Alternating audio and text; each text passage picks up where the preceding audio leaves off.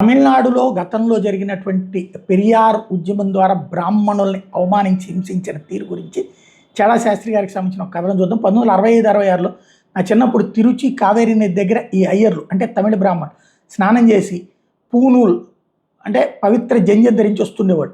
మా సహచరులు ద్రావిడ పెరియార్ కార్యకర్తలు అక్కడ నిలబడి ఉంటారు. హే అయ్యర్ ఇక్కడ నిలబడు అంటూ ద్రవిడ కార్యకర్తలు పిలుస్తూ ఉండేవారు. బ్రాహ్మణుడు అక్కడ నిలబడగానే వారి పూసూల్ అంటే జనేయు ఆ పవిత్ర సూత్రం కోస్తారు. ఆ తర్వాత కుడిమి చిరుతల అంటే శిఖ కూడా కోస్తారు. బ్రాహ్మణుడు ప్రతిఘటన చేయకుండా నిలబడతాడు. వాళ్ళు ప్రతిఘటించినట్లయితే వాళ్ళు దాడి గురవుతారని వాళ్ళకి తెలుసు. పూసూల్ మరియు జుట్టు కోసిన తర్వాత వాళ్ళు దాన్ని గన్ని బ్యాగ్ జూట్ బ్యాగులో సేకరించి దాన్ని చెన్నైలోని అయ్య అంటే పెరియార్ దగ్గరికి పంపుతారు.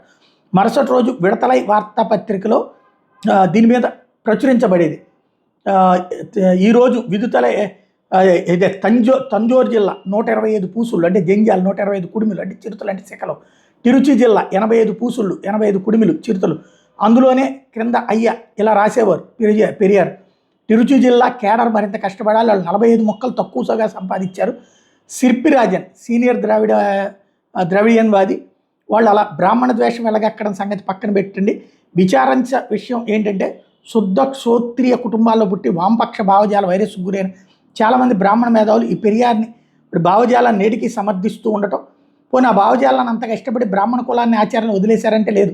తమ ఇళ్లలో పూజలు శుభకార్యాలు పుణ్యక్షేత్రాల దర్శనం అన్ని పద్ధతి ప్రకారం చేసుకుంటూ ఇదంతా ట్రాష్, దేవుడు లేడు దెయ్యం లేడు అంటూ సమాజానికి పాఠాలు చెప్తుంటారు. ఇంత విశాల వామపక్ష భావజాల వైరస్ ఎక్కించుకున్న వీళ్ళు కనీసం తమ కుటుంబాలలో కులరహిత పెళ్లిళ్ళు చేసుకుంటూ సమాజానికి ఆదర్శంగా నిలిచారంటే అబ్బాయి ఎక్కడో 1-2 కుటుంబాలు తప్ప ఈ వామపక్ష భావజాల బ్రాహ్మణులందరూ తమ పిల్లలకు వెతికి మరి బ్రాహ్మణ పిల్లలు ఇంకా కుదిరితే వారి శాఖలోనే లేదా ఇంకా అవకాశం ఉంటే వారి కుటుంబాల్లోని పిల్లలకు మాత్రమే వాళ్ళు చేసుకుంటున్నారు.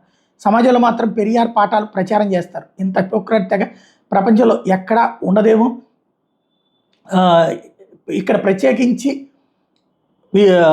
ఇందులో ఉన్నటువంటి కాన్సెప్ట్ అయితే దానికి సంబంధించి ఇచ్చినటువంటి ఒక ఇంటర్వ్యూని కూడా ఇక్కడ హైలైట్ చేసుకొచ్చారు. అప్పుడు ఉన్నటువంటి ఈ భావజాలికలు చేసినటువంటి ఇంటర్వ్యూ.